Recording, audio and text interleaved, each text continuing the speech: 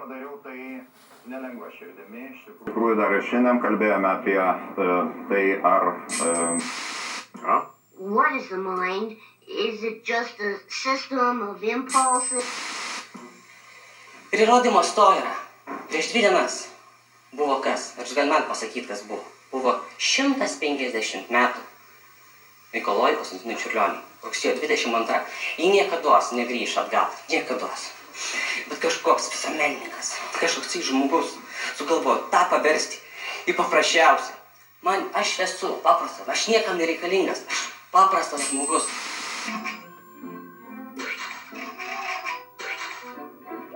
Yikes! Hey fellas, get rid of this thing!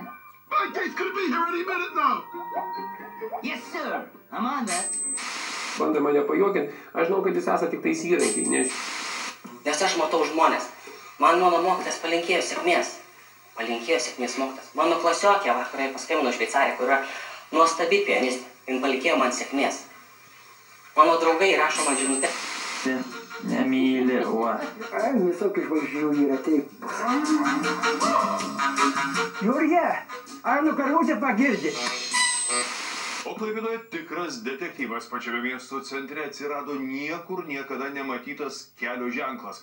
Baltame raudonais kraštais apskritime puikuojasi juodas kaktas, maža to ūsuotis turi 5 kojas. Kągi šis ženklas reiškia ir ar draudžia, galvosūkiu tapo ne tik klaipėdiečiams, o ir atsakingoms institucijoms.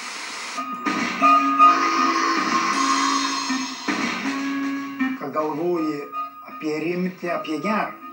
Čia ir dvasinis kūno susikaupimas.